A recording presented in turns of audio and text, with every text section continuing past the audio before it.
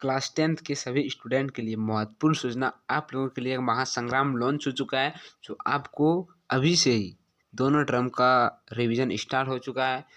First term का अभी revision है और सेकंड टर्म का क्लासेस चलेगी। जो मैंने महासंग्राम लॉन्च कर चुका है, जो महासंग्राम क्लास 10th फिजिक्स का है, light reflection and reflexive multiple choice question. ये प्रकाश का प्रावर्तन और अपवर्तन का महासंग्राम स्टार्ट हो चुका है। NCERT, CBSE, JAC board, Bihar board, MP board, UP board and Chhattisgarh board, all boards के लिए, कोई स्पेशल बोर्ड नहीं, बस ऑल बोर्ड्स के लिए एमसीक्यूज स्टार्ट हो चुका है। तो चलिए वीडियो स्टार्ट करते हैं और देखते हैं क्या क्या एमसीक्यूज में है। और आपको महासंग्राम में जरूर जुड़ें। यदि हमारे चैनल पर न्यू हो तो जल्द से चैनल को सब्सक्राइब करना ना भूलें, क्योंकि बोर्ड एग्जाम से रिलेटेड ऑल इन्फॉर्मेशन देते रहेंगे। सबसे पहला क्वेश्चन हमें दिया गया है।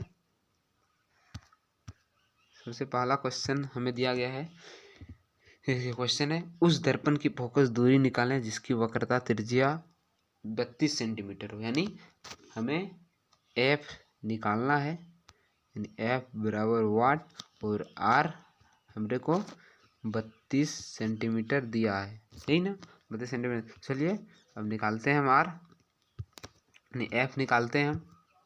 कैसे एफ निकलेगा, देखिए सबसे पहले हमको एक सूत्र आपको दिया होगा, फॉर्मूला होगा एफ बराबर आर बाई 2। तो हमें यहाँ देखिए निकालना क्या है, एफ, ये वाट है, एफ यानी वाट है, तो एफ हमें निकालना है। तो यहाँ क्या है, 32/2 यानी कट जाएगा तो 16 सेंटीमीटर, यानी आप लोगों का आंसर क्या हो गया, 16 सेंटीमीटर इसका आंसर। चलिए अब नेक्स्ट पे चलते हैं। नेक्स्ट क्वेश्चन है आप लोगों का, ये महत्वपूर्ण है, शायद बोर्ड एग्जाम में भी आपका आ सकता है। गोलीय दर्पण की फोकस दूरी एवं वस्तु वक्रता त्रिज्या में क्या संबंध है। यानी अभी तो हमने जो सूत्र लगाया वही तो है ना, एफ बराबर आर बाई 2, ये फोकस दूरी, ये वक्रता त्रिज्या का ये सूत्र है। जरूर आप लोग इसे याद कर लेना, ये महत्वपूर्ण है, बोर्ड मॉडल है, ये बोर्ड में आपको पूछ सकता है। देखिए नेक्स्ट वीडियो पे आप चलते हैं, माने नेक्स्ट क्वेश्चन पे चलते हैं। यहाँ आप हमें बोला गया है, एक गोलीय दर्पण की वक्रता त्रिज्या 20 सेंटीमीटर है, उसकी फोकस दूरी क्या होगी। देखिए हमें यहाँ उल्टा दे दिया गया है, यानी यहाँ वक्रता त्रिज्या दिया गया है 20 सेंटीमीटर और फोकस दूरी बराबर वाट। तो सिंपली एफ बराबर आर बाई 2 करिएगा। तो यदि हम एफ बराबर आर बाई 2 करते हैं तो ये निकालना है, तो 20/2, तो नहीं क्या कहें, 10 सेंटीमीटर आंसर हो जाएगा इसका। यानी आंसर इसका कितना हुआ, 10 centimetre, answer 10 centimetre. Okay next पे चलते हैं। एक गोलीय दर्पण की फोकस दूरी 16 सेंटीमीटर है, एक गोलीय दर्पण की फोकस दूरी 16 सेंटीमीटर है, तो वक्रता त्रिज्या क्या होगा। सिंपली उसी सूत्र में हमें बैठाना है। तो यहाँ क्या, यहाँ हमें फोकस दूरी दे दिया गया है 16 सेंटीमीटर और वक्रता त्रिज्या बराबर वाट, यानी वक्रता त्रिज्या हमें निकालना है। सिंपली कुछ नहीं करना है, इसमें आपको सूत्र लगाना है, एफ बराबर आर बाई 2, यानी हमें क्या दे दिया गया, मतलब 16 सेंटीमीटर एफ दे दिया गया है, तो 16 बराबर आर बाई 2 और मल्टीपल चीज गुना करेंगे तो कितना हो जाएगा, आप बराबर 32 सेंटीमीटर, यानी 32 सेंटीमीटर इसका आंसर। ये कंप्लीट। नेक्स्ट क्वेश्चन पे चलते हैं। यहाँ उसी प्रकार बोला गया है, एक दर्पण की फोकस दूरी 10 सेंटीमीटर है, एक दर्पण की फोकस दूरी 10 सेंटीमीटर, तो दर्पण की वक्रता त्रिज्या निकालनी है, यानी 10 सेंटीमीटर दे दिया गया है, तो वक्रता त्रिज्या निकालना है। तो इसका आंसर सिंपली 20 सेंटीमीटर हो जाएगा। आपको इसी प्रकार निकालना है, तो मैंने वो बताया था इसीलिए सिंपल शॉर्टकट में बता दिया, बट आपको ये बनाना है, बोर्ड परीक्षा के लिए महत्वपूर्ण है। अब यहाँ बोला जा रहा है, उस दर्पण का नाम बताएं जो सीधा तथा आवर्धित प्रतिबिंब बना सके। कौन सा प्रतिबिंब बनाता है, अवतल दर्पण, अवतल दर्पण, वस्तु का सीधा आवर्धित। ये भी इम्पोर्टेंट क्वेश्चन है, प्लीज ये भी इम्पोर्टेंट क्वेश्चन है, प्लीज। कहाँ पे आ गए? ये भी इम्पोर्टेंट क्वेश्चन है। नेक्स्ट क्वेश्चन पे चलते हैं अब। उस दर्पण का नाम बताएं। यहाँ बोल रहा है उस दर्पण का नाम बताएं जो वस्तु का हमेशा काल्पनिक वस्तु से छोटा प्रतिबिंब बनाता है। उत्तल दर्पण, सिंपली उत्तल दर्पण, सिंपली उत्तल दर्पण हो गया। अब नेक्स्ट पे चलते हैं। हाँ बोल रहा है समतल दर्पण में बनने वाले प्रतिबिंब की प्रकृति और आकार कैसा होगा। समतल दर्पण यानी क्या बोल रहा है, सबसे पहले हमें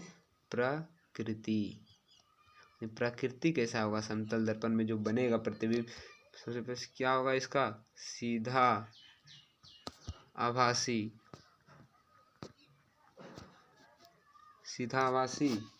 और आकार में क्या होगा, या साइज बोल सकते हैं, वस्तु के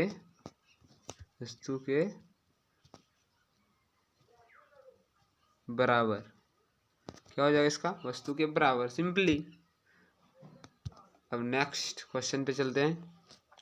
चेहरा देखने के लिए, यहाँ बोल रहे हैं चेहरा देखने के लिए सामने आने तक किस दर्पण का उपयोग किया जाता है। इसका एक दूसरा नाम भी नेक्स्ट वीडियो में आपको बताएंगे, क्या, हजामती दर्पण। हजामती दर्पण या चेहरा दर्पण, या चेहरा देखने के जगह पे हो जाएगा, हजामती भी नाम आ सकता है। ओके, आपको ध्यान रखना है कि किस नाम से आपको दिया गया है। सिंपली इसका आंसर होगा समतल दर्पण। सिंपली इसका आंसर समतल दर्पण होगा। अब नेक्स्ट पे चलते हैं, नेक्स्ट क्वेश्चन पे। वाहनों में पश्च दृश्य के रूप में किस दर्पण का उपयोग किया जाता है। वाहनों में पश्च दृश्य के रूप में किस दर्पण का उपयोग किया जाता है। सिंपली उत्तल दर्पण।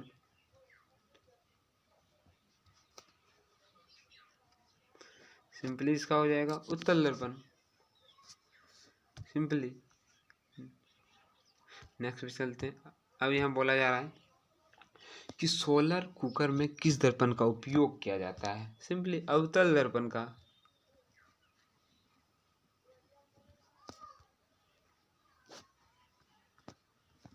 सिंपली अवतल दर्पण का उपयोग किया जाता है। अब यहाँ बोला जा रहा है, हमें एक क्वेश्चन फिर से मिला। किसी दर्पण तथा किसी पतले गोलीय लेंस दोनों की फोकस दूरियां -15 सेंटीमीटर है। दर्पण तथा लेंस संभवतः कैसा होगा, यानी दोनों कैसा होगा। दर्पण अवतल होगा या उत्तल होगा, और लेंस अवतल लेंस होगा या उत्तल लेंस होगा। सिंपली इसका दोनों अवतल होगा, दोनों अवतल दर्पण और अवतल लेंस, सिंपली। अब बोल रहा है यहाँ कि गोलीय दर्पण के ज्यामितीय केंद्र को क्या कहते हैं। ध्रुव। सिंपली गोलीय दर्पण के ज्यामितीय केंद्र को ध्रुव करते हैं। आपने अपने क्लास में भी पढ़ा होगा। किस दर्पण का दृष्टि क्षेत्र सबसे अधिक होता है। सिंपली उत्तल दर्पण का ना,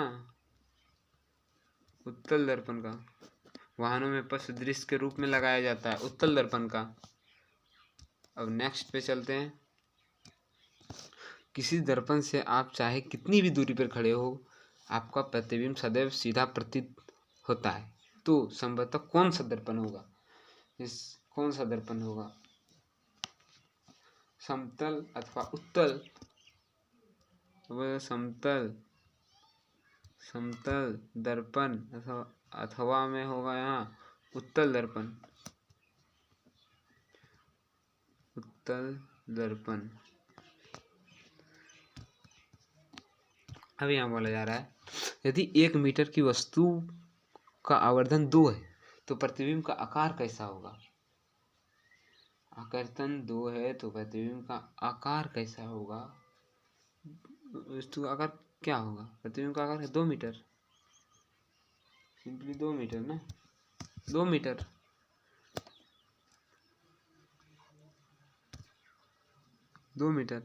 अब बोल रहा है, हमें बोला जा रहा है कि अवतल दर्पण के दो उपयोग लिखें। हमें क्या बोला जा रहा है, अवतल दर्पण के दो उपयोग लिखें। सिंपली पहला उपयोग में हम दे देते हैं कि सोलर कुकर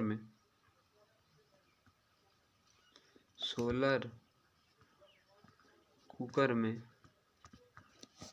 और दूसरा में दे देते हैं मोटर कार के हेडलाइट में।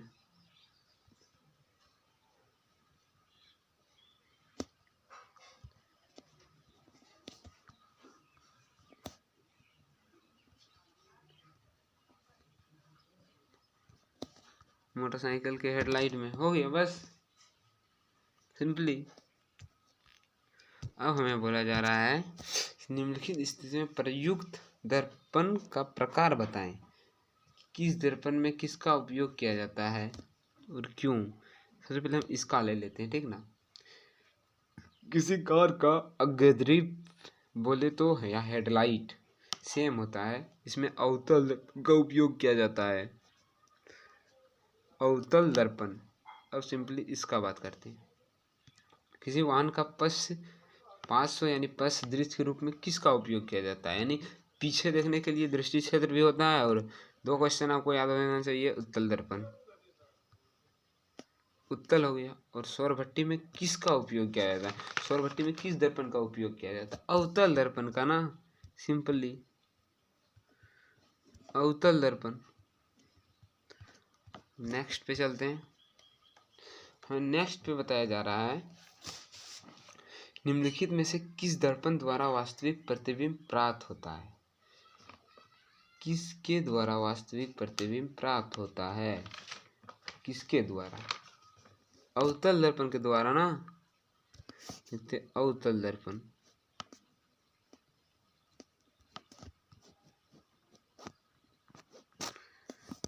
दोस्तों ये पार्ट 1 है, इसको लाइक सब्सक्राइब जरूर करना।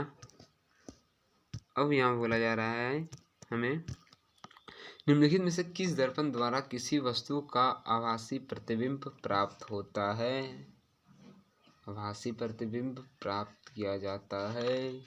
तो इसका आंसर क्या होगा कि समतल दर्पण, अवतल दर्पण, उत्तल दर्पण। आपको ऑप्शन दिया जाएगा 4 इसमें, समतल दर्पण द्वारा, अवतल दर्पण द्वारा, उत्तल दर्पण द्वारा। आपको तीनों प्रकार, तीनों दर्पण आंसर में देना है। तीनों दर्पण आंसर में क्या होगा, तीनों प्रकार का होगा। अब नेक्स्ट क्या बोला जा रहा है, वस्तु से छोटा और आभासी प्रतिबिंब निम्नलिखित में किस दर्पण द्वारा बनता है। वस्तु से छोटा तथा आभासी में किस दर्पण द्वारा बनता है, उत्तल दर्पण द्वारा ना, सिंपली उत्तल दर्पण, उत्तल दर्पण द्वारा बनता है ना, सिंपली। अब नेक्स्ट पे चलते हैं। यहाँ बोला है निम्नलिखित में से किसके द्वारा एक बिंदु स्रोत से समांतर किरण पुंज मिल सकता है। किससे समांतर किरण पुंज मिल सकता है, किससे, अवतल दर्पण से।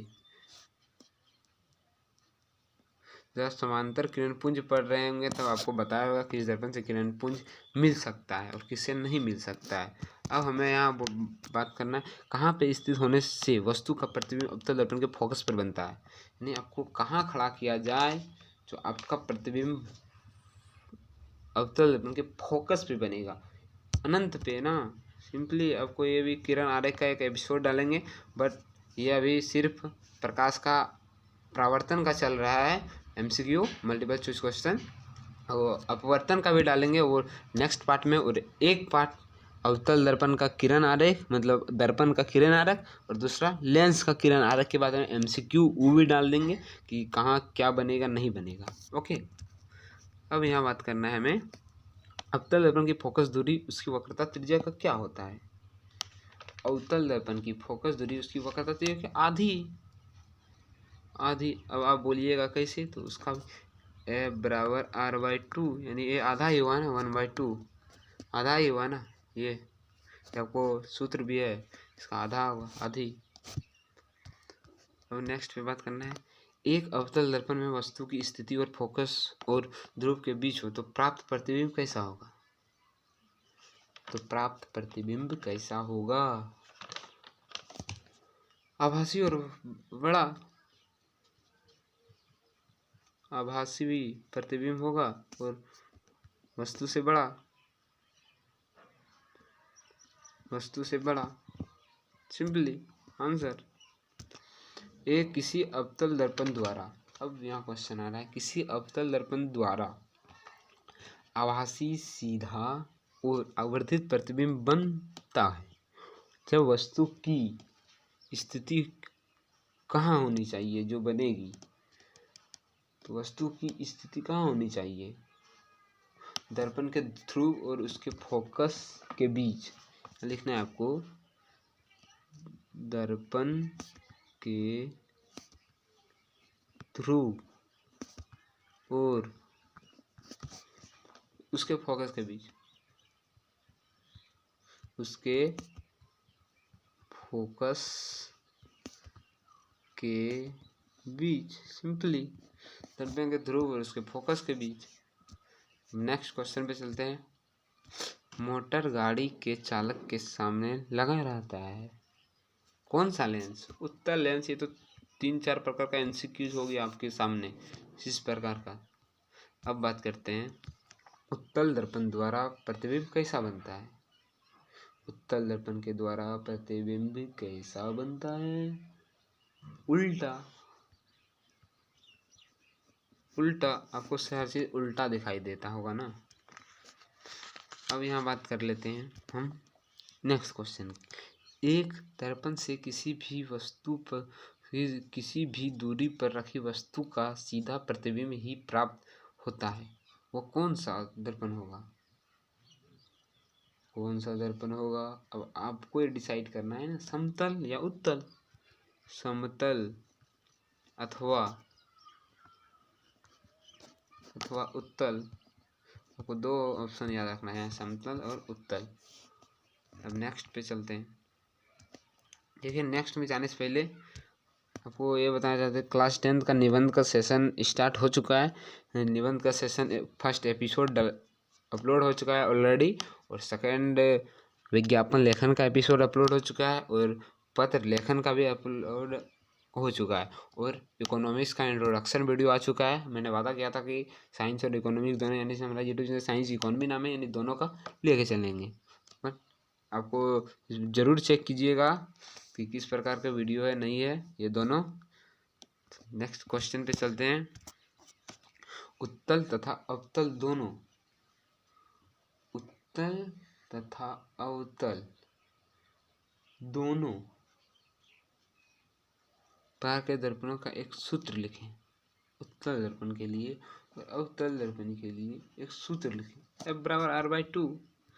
यह कंफ्यूज करने वाला क्वेश्चन था, मैं भी शायद कंफ्यूज हो गया। उत्तल और अवतल कंप्लीट। बात करते हैं नेक्स्ट की। एक गोलीय दर्पण द्वारा बने प्रतिबिंब का आवर्धन ऋणात्मक है, इसका अर्थ क्या है? वस्तु कैसा है? उल्टा है ना। उल्टा उल्टा उल्टा उल्टा है ना। अब देखिए, अब एमसीक्यूज की भंडार आ चुकी है। मैंने वैसा एमसीक्यूज नहीं बनाया, शॉर्टकट में आपको लेकर चला। देखिए, प्रकाश हमेशा किस दिशा में चलती है? टेढ़ा, सीधा, उल्टा, सरल। सरल। अब यहाँ बात हो रही है, यदि किसी दर्पण द्वारा बने, नहीं वो नहीं है, किस प्रकार के प्रतिबिंब पर्दे पर प्राप्त किया जा सकता है? वास्तविक प्रतिबिंब ना, वास्तविक प्रतिबिंब, वास्तविक प्रतिबिंब। और ये है, यदि दर्पण द्वारा बने प्रतिबिंब का आकार वस्तु के आकार के बराबर हो तो वो कौन सा दर्पण होगा? दर्पण कैसा होगा? समतल।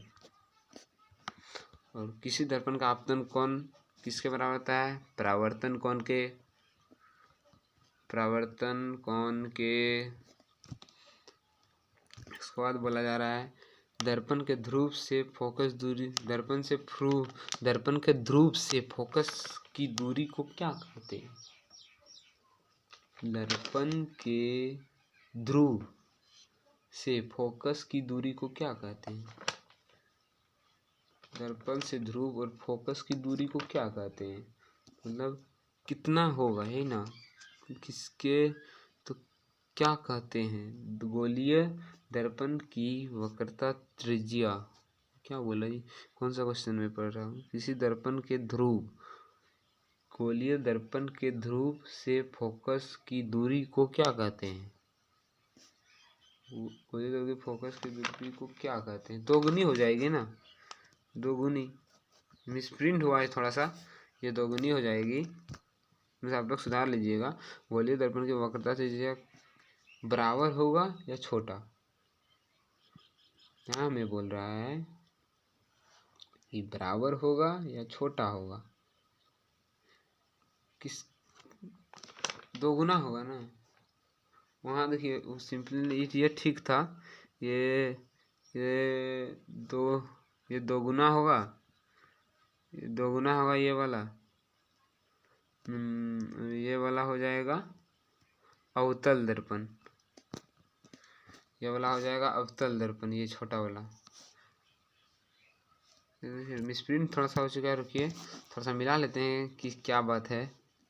गोलीय दर्पण के ध्रुव, गोलीय दर्पण के ध्रुव से फोकस की दूरी को क्या कहते हैं, फोकस दूरी ना, फोकस दूरी ना, फोकस दूरी ना, गलत हो चुका था थोड़ा, फोकस दूरी ना।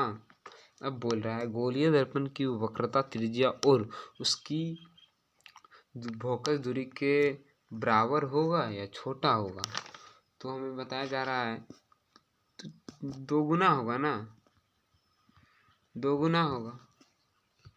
अब किसी दर्पण में वास्तविक और आभासी दोनों प्रतिबिंब बनते हैं, कब बनते हैं, दोनों प्रकार के प्रतिबिंब कब बनते हैं, दोनों प्रकार के प्रतिबिंब कब बनते हैं, जब अवतल हो, जब अवतल हो, अब अवतल हो, जब अवतल हो। अब उत्तल दर्पण हमेशा किस प्रकार का प्रतिबिंब बनाता है, उत्तल दर्पण हमेशा किस प्रकार का प्रतिबिंब बनाता है, आभासी, आभासी, किस प्रकार का प्रतिबिंब, आभासी।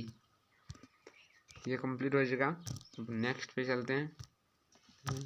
बहुत सारे एमसीक्यू दे चुके हैं, कंफ्यूज भी हो सकते हैं हम, और अब भी जब कोई किरण दर्पण की दिशा में आपतित होती है तो वह परावर्तन के बाद दर्पण के मुख्य अक्ष से कैसे निकलती है, मुख्य अक्ष से कैसे निकलती है, समांतर जाओ ना, समांतर हो गए ना, समांतर कैसे निकलती है, समांतर हो गई। निर्देशांक चिन्ह प्रपाटी के अनुसार आपतित प्रकाश की किरणें दिशा में मापी जाती है, किस दिशा में मापी जाती है, मतलब किसको मानकर, दूरियां धनात्मक मानकर मापी जाती है, यहाँ कैसे मानकर, धनात्मक मानकर मापी जाती है। सभी दूरियां गोलीय दर्पण से कहाँ से मापी जाती है, सभी दूरियां गोलीय दर्पण कहाँ से, ध्रुव से मापी जाती है ना, सिंपली ये ध्रुव से मापी जाती है। अब बोल रहा है निर्देशांक हो गया। अब आवर्धन, आवर्धन का धनात्मक मान प्रतिबिंब कब इंगित करता है, आवर्धन का धनात्मक मान कब इंगित करता है, जब ऋणात्मक होता है, जब ऋणात्मक होता है, जब ऋणात्मक होता है। सौर ऊर्जा को संचित, सौर ऊर्जा को संचित, सौर ऊर्जा को संचित करने के लिए कौन सा दर्पण का उपयोग किया जाता है, सौर ऊर्जा का संचित करने के लिए कौन सा दर्पण का उपयोग किया जाता है, तो वो तो अवतल दर्पण का ना, अवतल दर्पण का उपयोग किया जाता है। उसके बाद 32 सेंटीमीटर वक्रता त्रिज्या वाले दर्पण की फोकस दूरी क्या है, 16 सेंटीमीटर ना, ये आपको सूत्र से निकालना है ना, 16 सेंटीमीटर। एक बिंदु बिंब का वास्तविक केवल एक बिंदु वस्तु का वास्तविक प्रतिबिंब बन सकता है, कौन से दर्पण द्वारा, अवतल दर्पण द्वारा ना, अवतल दर्पण द्वारा ना। ये वीडियो आपका कंप्लीट हो चुका है, चलिए नेक्स्ट पे चलते हैं, आप लोगों को इन्फॉर्मेशन देना है।